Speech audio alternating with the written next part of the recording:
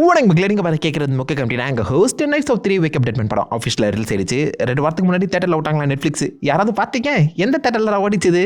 இதனால் தாண்டா Netflix WBA வாங்குறது நினச்சா கொஞ்சம் பயமாகவே இருக்குது. பட் எனிவேஸ், உங்களுக்கு இந்த மிஸ்ட்ரி கிரைம் த்ரில்லர் மூவிலாம் பிடிக்கும்னா இந்த படம் தான் மறக்காம செக் பண்ணி பாருங்க. நைஸ் அவுட் 1 அல்டிமேட்டாக இருக்கும், 2 கொஞ்சம் கம்மி தான். இந்த படத்தில் சூப்பரான ஒரு ஸ்ட்ரக்சர் அமைச்சு ஒரு gothic style of murder mystery வந்து பார்த்தீங்கன்னா ப்ரெசென்ட் பண்ணியிருக்காங்க. இந்த நைஸ் அவுட்டோட 3 படங்களுக்குமே 3 வித்தியாசமான டிஃப்ரெண்ட் ஸ்டைல் இருக்குது. இந்த படத்தோட ஸ்டைல் எனக்கு ரொம்ப பிடிச்சிருந்துச்சு. ஆல்மோஸ்ட் லைக் ஒரு கான்ஜரிங் வைப் வரலாம் சில இடங்கள் உங்களுக்கு. Really good. ஸோ உங்களுக்கு இந்த மர்டர் மிஸ்ட்ரி படங்கள்லாம் பிடிக்கும்னா இதை மறக்காம செக் பண்ணி பாருங்க. அதோட மிக முக்கியமான நியூட்ரல் பாயிண்ட், பாசிட்டிவ் பாயிண்ட் பார்க்கும்போது கண்டிப்பாக இந்த படத்தோட ஸ்டோரி அண்ட் ரைட்டிங்கை சொல்லி ஆகணும். ப்ரிமிஸுங்கிறது ரொம்பவே சிம்பிளான ஒரு ப்ரிமிஸ். வேறு ஊரில் இருக்கக்கூடிய ஒரு சின்ன யங்கான பாஸ்டர் வந்து பார்த்தீங்கன்னா சிம்னி ஹில்ஸ் அப்படின்னு சொல்லப்படுற ஒரு இடத்துல இருக்க அந்த சர்ச்சில் இப்போதைக்கு புது பாஸ்டராக உள்ள வராரு. ஆல்ரெடி அங்கே விக்சன் சொல்லப்படுற நம்ம ஜாஷ் பிராலினோட அந்த ஃபாதர் வந்து பார்த்தீங்கன்னா மொத்த இடத்தையுமே தன்னுடைய கட்டுப்பாட்டில் வச்சிருக்க மாதிரி ஒரு ரூடான பாஸ்டராக இருக்காரு. அவருக்கும் புதுசாக வந்திருக்க அந்த ஃபாதர் ஜெட்னு சொல்கிற அந்த புது பாஸ்டருக்குமே பார்த்தீங்கன்னா அடிக்கடி சண்டை வரும். 2 பேருக்குமே ஒழுங்காக ஒத்து போவாது. இந்த சமயத்தில் குட் ஃப்ரைடே அப்போ அந்த மீட்டிங் மாஸ் நடந்துட்டு இருக்க அந்த சமயத்திலேயே ஜாஷ் பிராலின் அந்த ஃபாதர் எல்லாரும் முன்னாடியுமே மர்மமாக இறந்து போறாரு. அந்த பழியை கொண்டு வந்து ஃபாதர் ஜெட் மேலே போட மேலே இருக்க அந்த கரையை நீக்கிறதுக்காக இப்போதைக்கு டேனியல் கிரேக் பிளாங்க் வந்து பார்த்தீங்கன்னா உள்ள கூட்டு வராங்க.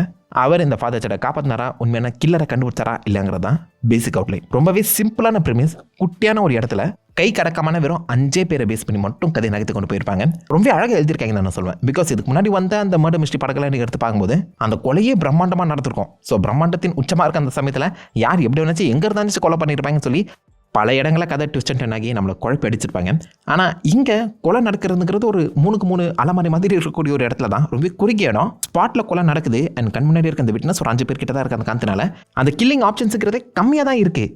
அந்த கம்மியான ஆப்ஷன்ஸுக்குள்ளே எப்போ ஒரு கொலை நடந்துச்சு, நம்ம கண் முன்னாடி நம்மளே ஏமாற்றி ஒரு கொலையை பண்ணியிருக்காங்க, எப்போ அது சாத்தியங்கிற மாதிரி ஆடியன்ஸ் நீங்களே வந்து பார்த்தா ஒரு டிடெக்டிவாக மாதிரி அந்த சீக்கிரம் அலசி ஆரம்பிச்சிருப்பீங்க.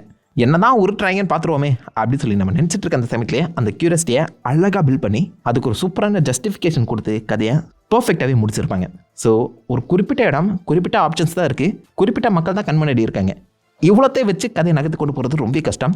அதை பர்ஃபெக்டாக ரேஞ்ச் பண்ணியிருக்காரு. என்ன கேட்டிங்கன்னா 3 படங்கள்லையுமே இந்த படத்தோட ரைட்டிங் செம்ம ஷார்ப்பாக இருந்துச்சு. கில்லரை ரிவீல் பண்ண விதமும் அதுக்கு பின்னாடி இருந்த மோட்டிவும் ரொம்ப இன்ட்ரெஸ்டிங்காக இருந்துச்சு. பட் பார்ட் 1 தான் பெஸ்ட்டு. அதுக்கப்புறம் ரைட்டிங் படியும் அதை ப்ரெசென்ட் பண்ண விதம் படியும் பார்க்கும்போது இந்த படம் ஒரு நாட்ச் மேலே இருக்குன்னு சொல்லலாம். கொஞ்சம் பிரம்மாண்டத்தை கம்மி பண்ணி ஒரு சர்ச்சுக்குள்ளேயும் 2-3 திருக்குள்ளையும் மட்டும் தான் கதையை நகர்த்து கொண்டு போயிருக்காங்க. ஆரம்பத்தில் ஒரு 15 to 20 minutes உங்களுக்கு கொஞ்சம் லேகாக ஃபீல் ஆகலாம். ஏன்னா அந்த கேரக்டர்ஸ் யார் என்னென்ன விஷயங்கள் பண்ணிட்டு இருந்தாங்க, எந்த அளவுக்கு முக்கியமானவங்க சொல்லி செட் பண்ணுறதுக்குனே ஒரு 20 minutes கிட்ட எடுத்துட்டாங்க. டேனியல் கிரேக் உள்ளே வந்துட்டு அப்புறம் கொலை நடந்துட்டு அப்புறம் கதை விறுவிறு நடக்க ஆரம்பிக்குது. ஒரு சீன் கூட உங்களால் வேஸ்ட்டுன்னு சொல்லவே முடியாது. எல்லாத்தையுமே அவ்வளோ பக்கவாக டைட்டாக செட் பண்ணி ஒருவேளை இவனாக இருக்குமோ ஒருவேளை அவனாக இருக்குமோன்னு சொல்லி பல கேள்விகளை மைண்டுக்குள்ளே ஓட விட்டுட்டே இருக்காங்க. ஸோ இந்த ப்ரெமிஸ் அதை அவங்க கையாண்ட விதம், அந்த ஸ்க்ரீன் பிளேன்னு சொல்லி எனக்கு எல்லாமே பர்ஃபெக்டாக அந்த மாதிரி தோணுச்சுங்க. அந்த கில்லரை ரிவீல் பண்ண விதமும் நல்லா இருந்துச்சு. ஒரு கட்டத்தில் அந்த கில்லரே சைக்கோ கில்லர் மாதிரி ப்ரெசென்ட் பண்ணவும் பார்த்துருக்காங்க. ஒரு வித்தியாசமான டேக் அங்கங்கே எடுக்கிற மாதிரி உங்களுக்கு ஃபீல் ஆகலாம். பட் ரொம்ப இன்ட்ரெஸ்டிங் அந்த புல் ஆஃப் பண்ணியிருப்பாங்க. கண்டிப்பாக நிறைய பேர் இவன் தான் கொலை பண்ணியிருப்பாங்கிற மாதிரி கண்டுபிடிச்சிருக்க வாய்ப்புகள் அதிகம். ஆடியன்ஸுமே ஒன் ஆஃப் த டிடெக்டிவாக மாற்றுறதுக்காகவே அந்த மாதிரி மேஜர் க்ளூஸ் எல்லாத்தையுமே தூவி விட்ட மாதிரி தான் எனக்கு தோணுச்சு. நம்ம ட்ரெய்லர் பிரேக் டவுனில் போட்ட அதே ப்ரெடிக்ஷன் அப்படியே இங்கே நடந்திருக்கு. அப்போ நானும் ஒரு டிடெக்டிவாக என்ன பட் நல்லா இருந்துச்சு. ஸோ உங்களையுமே ஒரு டிடெக்டிவாக மாற்ற ட்ரை பண்ணியிருக்காங்க இந்த ரைட்டிங் மூலியமாகவே. So that's a plus point. கேஸ்டிங்கை பற்றி கண்டிப்பாக சொல்லி ஆகணும். இருக்க எல்லா ஸ்டார் பட்டாளத்தையுமே உள்ளே கொண்டு வந்து குவிச்சிருக்காங்க. Daniel Craig, Josh O'Connor, Glenn Close, நம்ம Josh Brolin, Mila Kunis, Jeremy Renner, Andrew ஸ்காட்னு சொல்லி ஏகப்பட்ட பேர். ஜூனியர் ஆர்டிஸ்ட் தேவையில்லாமல் 5 நிமிஷத்துக்கு வரக்கூடிய கேரக்டர்ஸுக்கு கூட பெரிய பெரிய ஆக்டர்ஸ் தான் கேஸ்ட் பண்ணி வச்சிருக்காங்க. ஸோ ஒரு ஸ்டார் பட்டாலுமே உள்ள இருக்குது.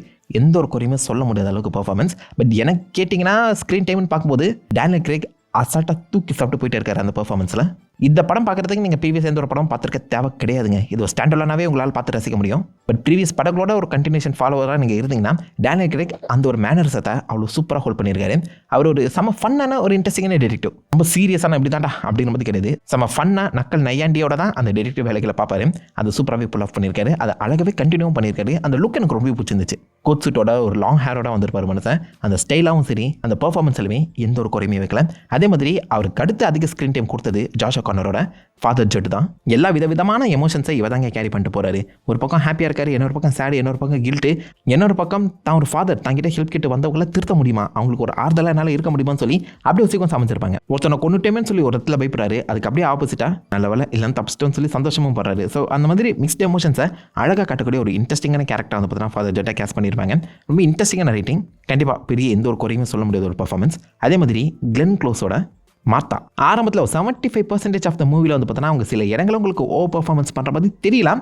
பட் அதுக்கும் ஒரு காரணம் இருக்குங்கிற மாதிரி ஒரு சின்ன ட்விஸ்டோடய சூப்பராக முடிச்சிருப்பாங்க. கிளென் க்ளோஸ் அந்த மார்த்தா பர்ஃபார்மன்ஸை சூப்பராகவே புல் ஆஃப் பண்ணியிருந்தாங்க. எந்த ஒரு குறையுமே சொல்ல முடியாதுங்க. இவங்களை மட்டும் இல்லை, அகைன் இந்த படத்தில் பேரான யாருமே எந்த ஒரு குறையுமே சொல்ல முடியாத அளவுக்கு அமேசிங்கான பர்ஃபார்மன்ஸ் தான். மர்டர் மிஸ்ட்ரி ரொம்ப சீரியஸாக தான் போகுது அப்படின்னு நீங்கள் நினைப்பீங்க. இல்லை, சில இடங்களில் அந்த ஹியூமருக்குமே அதிக முக்கியத்துவம் கொடுத்துருக்காங்க. அது ரொம்ப அழகாகவும் ஒர்க் அவுட் ஆகிருக்கு. உங்களே அறியாமல் சில இடங்களில் சிரிப்பீங்க. ஸோ அது ரொம்ப நல்லா இருந்துச்சு. போன படங்கள் வந்த மாதிரி அந்த பிரம்மாண்டம் ஆக்ஷன் சொல்லி எதுவுமே கிடையாது. பட் அந்த மர்டர் மிஸ்டரியை சால்வ் பண்ணுறதுக்குள்ளேயே ஒரு விறுவிறு தனியான பார்த்தா ஆட் பண்ணியிருக்காரு ரையன் ஜான்சன். அதை கண்டிப்பாக பாராட்டி ஆகணும். ஹியூமருமே எனக்கு சில இடங்களில் ஒர்க் அவுட் ஆச்சு. அந்த ஃபாஸ்ட் பேஸ்ட் மூவ்மெண்ட்டுமே ரொம்ப இன்ட்ரெஸ்டிங்காக இருந்துச்சு. அண்ட் இந்த படம் முழுக்கவே வந்து பார்த்தீங்கன்னா சர்ச்சில் நடக்குது. கொலை கூட சர்ச்சில் தான் நடக்குது. ஸோ இது ரிலிஜன் அண்ட் ஃபெய்த் சம்மந்தப்பட்ட ஒரு விஷயத்துக்குள்ள வந்து பார்த்தீங்கன்னா போயிட்டு வர மாதிரி தான். அதை ரையன் ஜான்சன் ஹேண்டில் பண்ண விதம்ங்கிறத பாராட்டி ஆகணும். ஏன்னா அது மதில் மேல் நடக்கிற மாதிரி தான். அங்கிட்டு சண்டால் அடிப்பாங்க, இங்கிட்டு சண்டால் அடிப்பாங்க. இதில் டேனியல் கிரேக் வந்து ஆல்மோஸ்ட் லைக் ஒரு ஏத்தியஸ் மாதிரி ப்ரெசென்ட் பண்ணியிருக்காங்க. காரணத்தினால அவருடைய பாயிண்ட் ஆஃப் வியூவில் ரிலிஜன் என்ன மாதிரி ஒர்க் அவுட் ஆகுது, ஃபெய்த்துங்கிற ஒரு விஷயம் மனிதனுக்கு எந்த அளவுக்கு முக்கியம், அது எல்லாத்தையுமே அழகாகவே கன்வே பண்ணியிருப்பாங்க. அகெயின் அது ஒரு டீச்சிங்காகவும் இருக்காது. அதே சமயத்தில் நீங்கள் கடவுளை பற்றி நம்பிக்கை இல்லாதவர்களுக்கும் ஒரு இன்ட்ரெஸ்டிங்கான பாயிண்ட் ஆஃப் வியூ இது கொடுக்குற மாதிரி அமைஞ்சிருக்கும். அந்த ரிலிஜன் அண்ட் ஃபெய்த் கான்செப்டில் யாருடைய மனதும் புண்படாத மாதிரி ஒரு ரைட்டிங் போயிருக்கு. அதை ப்ரெசென்ட் பண்ண விதத்துலேயுமே ஒரு ரிச்சான ரைட்டிங் இருக்குது. ஐ மீன் படத்தோட கடைசியாக அந்த ரிலிஜன் அண்ட் ஃபெய்த்தை பேஸ் பண்ணி தான் நகர்த்துருக்கோம். அதை அவ்வளோ அழகாக கையாண்டிருப்பாங்க. ஸோ அதை கண்டிப்பாக பாராட்டியானோ ஒரு மேஜர் ப்ளஸ் பாயிண்ட். இந்த படத்தோட சினிமாட்டோகிராஃபியை கண்டிப்பாக பாராட்டி ஆகணும். சர்ச்சுக்குள்ளே ஒரு 2-3 சீக்வன்ஸில் வந்து பார்த்தீங்கன்னா சன்லைட் வச்சு ப்ளே பண்ணியிருப்பாங்க. சர்ச்சுக்குள்ளே நம்ம டேனியல் கிரேக் ஃபாதர் கூட பேசிகிட்டு இருக்கும்போது தன்னுடைய இந்த டிப்ரெஷன் அண்ட் ஹோப்பை பற்றி ஷேர் பண்ணிட்டு இருப்பாரு. அப்போ அந்த கண்ணாடி வழியாக வரக்கூடிய அந்த சன்லைட் வந்து பார்த்தீங்கன்னா சூப்பரான ப்ளே பண்ணியிருக்கும். சூரியன் அகைன் மேகத்துக்குள்ள மறைஞ்சு வெளில வரும்போது சம்டைம் டார்க்காகவும் சம்டைம் பிரைட்டாகவும் தெரியல. அதை வச்சு ஒரு அமேசிங்கான ப்ளே போயிருக்கும். ரொம்ப நல்லா இருந்துச்சு. அதெல்லாம் நீங்கள் பார்க்கும்போது இதெல்லாம் தேட்டர் மெட்டீரியல்ரா அப்படிங்கிறத தான் உங்கள் மைண்டுக்குள்ளே வரும். ஆனால் பார்க்க முடியலையே, என்ன பண்ணுறது, தேட்டர் மெட்டீரியலாக இருந்தாலும் பார்க்க முடியலையேங்க. அதான விருப்பம் இருக்குது. காட்டுக்குள்ளே அவங்க நந்து போயிட்டு இருக்கும்போது பெய்யக்கூடிய இந்த மழை, அதில் ஏற்படக்கூடிய அந்த சவுண்ட் எஃபெக்ட்ஸ் எல்லாமே அல்டிமேட்டாக புல் ஆஃப் பண்ணியிருப்பாங்க. Simply well made movie. டெக்னிக்கலாகவும் சரி, ரைட்டிங் வைஸ் அண்ட் ஆக்டிங்லையுமே எந்த ஒரு குறையுமே சொல்ல முடியாத அளவுக்கு சூப்பர் ஸ்ட்ராங்கான ஒரு படங்க. கண்டிப்பாக உங்களுக்கு மர்டர் மிஸ்ட்ரி பிடிக்கும்னா இதை செக் பண்ணி பாருங்கள். அப்படியே நெகட்டிவ்ஸ் கிட்ட வரும்போது, இந்த படத்தில் ஆக்சுவலாக முன்னாடி சொன்ன மாதிரி 5-6 மெயின் கேரக்டர்ஸ்குள்ளேயே பெரிய ஆக்டர்ஸ் வந்து கேஸ்ட் பண்ணியிருக்காங்க.